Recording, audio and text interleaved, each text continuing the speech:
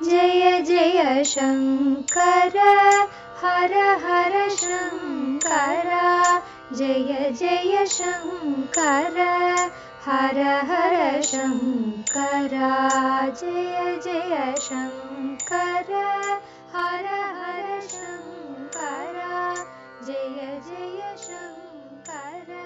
அத்வைத்தம் தெய்வத்தின் குரல் 4ஆம் பாகம். போர் தீர்ந்து அமைதி காண.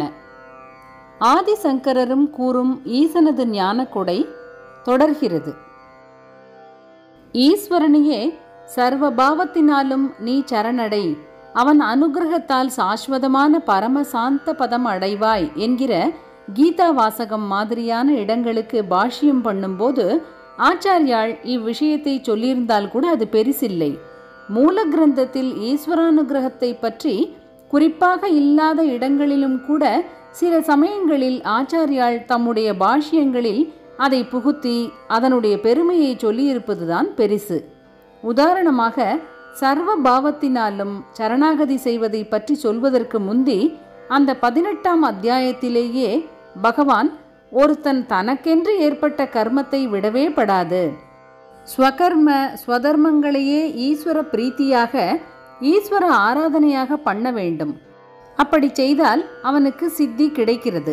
அதாவது ஆச்சாரிய பாஷ்யப்படி ஞான நிஷ்டைக்கான யோக்கியதை கிடைக்கிறது. அப்புறம் அவன் எப்படி ஞானத்தின் உச்சமான நிஷ்டையான பிரம்மத்தையே சேர்கிறானோ அதை சொல்கிறேன் கேள் என்கிறார். குறிப்பு: கீதை அத்தியாயம் 18 ஸ்லோகம் 46-50. ஈஸ்வரார்ப்பணமாக தன் கர்மாவை செய்பவன் ஞான விசாரத்துக்கு பக்குவமடைவதாகவும் அப்புறம் அவன் பண்ண வேண்டியது இன்னவென்றுதான் இந்த இடத்தில் பகவான் சொல்கிறார். ஈஸ்வரன் தான் இந்த பக்குவத்தை அனுகிரகிப்பதாக இந்த இடத்தில் அவர் சொல்லவில்லை. ஆனாலும் ஆச்சாரியால் ஸ்வகர்மாவினால் ஈஸ்வரனை ஆராதனை பண்ணி அவனுடைய அனுகிரகத்தினால் பிறந்த ஞான நிஷ்டா யோக்கியதை என்னும் சித்தியை அடைந்து என்று இங்கே ஈஸ்வர கிருபையை கொண்டு வருகிறார். கீதை அத்தியாயம் 18 ஸ்லோகம் 50. தத் பிரசாதஜாம் என்பதாக மூலத்தில் இந்த இடத்தில் சொல்லாத ஈஸ்வர பிரசாதத்தை ஆச்சாரியால் தம்முடைய பாஷ்யத்திலேயே குறிப்பிட்டு ஸ்வகர்மானுஷ்டானம் அதுவாகவே ஞான விசாரத்துக்கான தகுதியை தருவதில்லை என்றும் அதற்கு பலனாக ஈஸ்வரன் அனுகிரகித்தே அந்த தகுதி உண்டாகிறது என்றும் தெளிவுபடுத்துகிறார். மூலத்தில் சொல்லாத இடத்திலும் அவர் பாஷ்யத்தில் சேர்த்திருப்பதற்கு தனியான விசேஷம் உண்டு. ஈஸ்வரன் தான் கர்மாவுக்கு பலன் தருபவன்.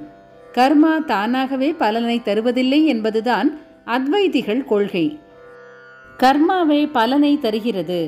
ஈஸ்வரன் என்று ஒருத்தனை கொண்டு வர வேண்டாம் என்று அபிப்பிராயம் கொண்ட பூர்வ மீமாம்சகர்களை அத்வைதிகள் நன்றாக கண்டித்து சகலத்துக்கும் பலதாதா லோக வியாபாரத்தையெல்லாம் நடத்தும் ஈஸ்வரன்தான் என்று கூறியிருக்கிறார்கள். ஆனாலும் மாயைக்கு உட்பட்ட கர்மலோகத்திலேதான் அவனை பலதாதாவாக சொல்லியிருக்கிறார்களே தவிர மாயையிலிருந்து விடுபடும் ஞான சாதனையிலும் அதன் ஒவ்வொரு ஸ்டேஜிலும் பலன் தருகிறவன் ஈஸ்வரன்தான் என்று அவர்கள் குறிப்பிட்டு காட்டுவதில்லை. கர்மயோகத்தினால் சித்த சுத்தி ஏற்படுகிறது. சித்தம் சுத்தமான பின் ஞான விசாரம் பண்ண ஜீவன் பக்குவமாகிறான் என்று சொல்வார்களே தவிர கர்மயோகத்துக்கு பலனாக ஈஸ்வரன் சித்த சுத்தி அனுகிரகித்து ஞான நிஷ்டைக்கு ஒரு ஜீவனை பக்குவப்படுத்துகிறான் என்று சொல்வதில்லை. ஆனால் இங்கே ஆச்சாரியால் இவ்விஷயத்தை ஸ்பஷ்டமாகவே தெரிவிக்கிறார். கர்மத்திலிருந்து ஞானத்துக்கு போக ஈஸ்வர கிருபை வேண்டும் என்பதை கர்மா எல்லாம் போய் சந்நியாசம் வாங்கிக் கொள்வதையே முக்கியமாக விவரிக்கும் கீதையின் கடைசி அத்தியாயத்தில் ஆச்சாரியால் சொன்னார். இதற்கு முதல் படி 2ஆம் அத்தியாயத்தில் ஆரம்பிக்கிறது. இங்கே முதலில் ரொம்பவும் ஞான வேதாந்த தத்துவங்களை சொல்லிவிட்டு இதுவரை சாங்கியம் சொன்னேன், இனிமேலே யோகம் சொல்கிறேன் என்று கர்மயோகத்தை பற்றி பகவான் ஆரம்பிக்கிறார். குறிப்பு: கீதை அத்தியாயம் 2 ஸ்லோகம் 39. சாதாரணமாக சாங்கியம் என்றால் கபிலர் சொன்ன சாங்கிய சாஸ்திரம் என்றும் யோகம் என்றால் பதஞ்சலி சொன்ன ராஜயோகம் என்றும் நினைப்போம். இங்கே பகவானோ ஞான மார்க்கத்தையே சாங்கியம் என்றும் கர்ம மார்க்கத்தை யோகம் என்றும் பெயர் கொடுத்து சொல்கிறார். இப்படி ஸ்வகர்மானுஷ்டானத்தை பற்றில்லாமல் செய்யும் யோகத்தை பற்றி பேச ஆரம்பிக்கும் போதே இது கர்மா செய்கிற யோகமானாலும் இதுவேதான் கர்மபந்தத்தை அறுக்கிறது என்கிறார். ஆசையின் மேலே பலனை உத்தேசித்து கர்மா பண்ணினால் அது சம்சார பந்தத்தை உண்டு பண்ணுகிறது. ஆசையை விட்டு பலனை உத்தேசிக்காமல் லோகக்ஷேமத்துக்காகவும் சித்த சுத்திக்காகவும் சாஸ்திரிய கர்மாவை செய்தால் அது பந்தத்தை அறுக்கிறது. இம்மாதிரி அரு அப்பா என்றுதான் அந்த ஸ்லோகத்தில் பகவான் சொல்லியிருக்கிறார். கர்மபந்தம் பிரகாசியசி, கர்மக்கட்டை அறுத்து போடுவாய் என்கிறார். இங்கேயும் அவர் சொல்லாவிட்டாலும் தாம் சொல்லாமல் இருக்கக்கூடாது என்று ஆச்சாரியால் நினைத்து தம்முடைய பாஷ்யத்தில் ஈஸ்வரானுகிரகத்தை காரணமாக கொண்டு ஞானத்தை அடைந்து தர்ம அதர்மங்கள் எனப்படுகிற கட்டான கர்மாக்கட்டை அறுப்பாய் என்று விளக்கி இருக்கிறார். அதாவது கர்மயோகம் அதுவாகவே பலன் தராமல் ஈஸ்வரன்தான் பலதாதாவாக இருப்பதை நிச்சயப்படுத்துகிறார். இங்கே இன்னொரு முக்கியமான விஷயம், ஈஸ்வர பிரசாத நிமித்த என்பதாக ஈஸ்வரானுகிரகம் என்ற காரணத்தை சொல்வதோடு மட்டும் ஆச்சாரியால் நிறுத்தவில்லை. ஸ்வதர்ம கர்மாவை பண்ணினவனின் கர்மாக்கட்டை, அதாவது பூர்வ வினைத்தளையை ஈஸ்வரன் வெட்டி விடுவது எப்படி என்றால் ஜீவனுக்கு ஞான பிராப்தி உண்டாக்குவதாலேயே இப்படி அவன் செய்கிறான் என்று தெளிவு செய்கிறார். ஈஸ்வர பிரசாத நிமித்த ஞான பிராப்தேகே என்று பாஷ்யத்தில் வருகிறது. கர்மா போவதை விட ஞானம் வருவது முக்கியம். ஞானத்தை அடைவதற்கு வழியாகவே ஒருவன் கர்மாவை போக்கிக் கொள்வதற்கு ஈஸ்வரன் அனுகிரகிக்கிறான் என்ற அபிப்பிராயத்தை ஆச்சாரியால் நிசந்தேகமாக வெளியிட்டிருக்கிறார். இப்படியாக கீதையில் கர்மயோகத்துக்கு விதை விதைக்கிற ஆரம்பத்திலிருந்து அது தானாகவே பட்டுப்போய் நிஷ்கர்மத்திலே கொண்டு விடுகிற முடிவு வரை ஈஸ்வர கிருபையே இந்த யோகத்தால் கர்ம நாசத்தை பண்ணி ஜீவனை ஞானத்தில் சேர்க்கிறது என்று ஆச்சாரியால் காட்டியிருக்கிறார்.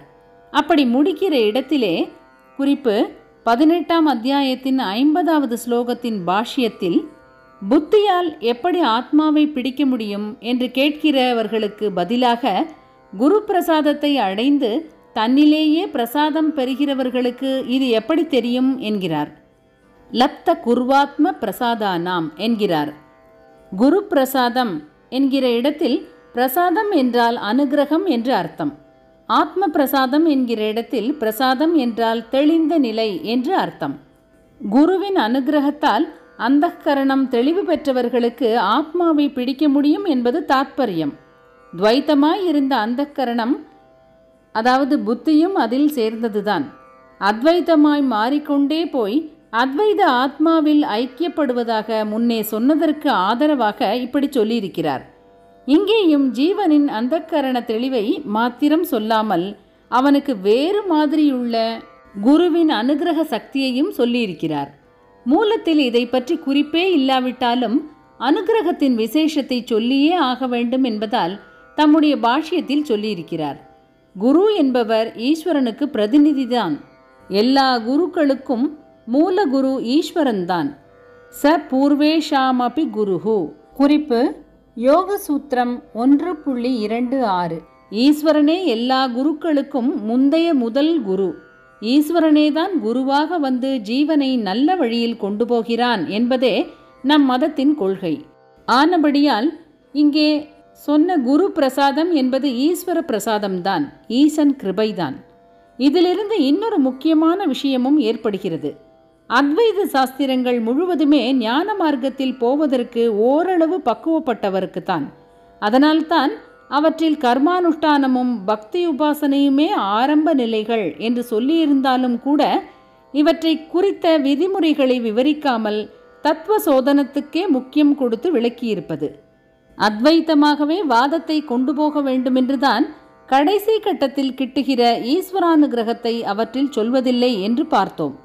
இப்படி ஆச்சாரியால் செய்துள்ள அத்வைத கிரந்தங்களிலும் கீதை, உபனிஷத், பிரம்மசூத்திரம் ஆகியவற்றுக்கு செய்துள்ள பாஷ்யங்களை விட அவரே செய்துள்ள பிரகரண கிரந்தங்களான விவேக சூடாமணி, உபதேச சாகஸ்ரீ, அபரோக்ஷானுபூதி முதலிய நூல்கள் அத்வைதந்தான் நம்முடைய லட்சியம் என்று வைத்து கொண்டிருப்பவர்களையே உத்தேசித்தவையாகும். இதே மாதிரிதான் ஆச்சாரியாளுக்கு பிந்தி வந்திருப்பவர்கள் செய்துள்ள நூல்களும் அத்வைதத்தில் ஓரளவு அட்வான்ஸ்டு ஸ்டூடெண்ட்டுகளுக்கே உத்தேசிக்கப்பட்டவை எனலாம். ஆகையினாலே இவற்றில் துவைத்தமான ஈஸ்வரானுகிரக சமாச்சாரம் ஸ்பஷ்டமாக சொல்லப்படுவதில்லை. ஆனாலும் கூட இதைத்தான் முக்கியமான விஷயம் என்று சொன்னேன். இந்த புஸ்தகங்கள் எல்லாவற்றிலும் கூட எடுத்தவுடன் மங்கள ஸ்லோகமாக ஈஸ்வரனுக்கோ குருவுக்கோ வந்தனம் சொல்லியிருக்கும். அவருடைய அனுகிரகத்தாலேயே ஞானம் உண்டாவதாகவும் அதில் ஸ்தோத்திரித்திருக்கும். விவேக சூடாமணி போன்ற அநேக அத்வைத கிரந்தங்களில் சிஷ்யன் குருவுக்கு அப்படியே சரணாகதி செய்து அவர்தான் கதி என்று கிடப்பதாக ஆரம்பித்திருக்கும். கடைசியில் அவருடைய அனுகிரகத்தாலேயே தனக்கு மிகவும் உயர்ந்ததான அத்வைதானுபவம் ஏற்பட்டதாக ரொம்பவும் நன்றியுடன் நமஸ்காரம் தெரிவித்திருக்கும். இவை எல்லாம் ஈஸ்வரானுகிரகத்தால் ஞானப்பிராப்தி என்பதை அத்வைதம் ஒப்புக்கொள்வதற்கு ப்ரூஃப் தான். ஆதிசங்கரரும் கூறும் ஈசனது ஞானக்கொடை நிறைவு பெறுகிறது. ஜெய ஜெய சங்கர, ஹரஹர சங்கர. மகாபெரியவா சரணம். जय जय शङ्कर हर हर शङ्कर जय जय शङ्कर हर हर शङ्कर जय जय शङ्कर हर हर शङ्कर।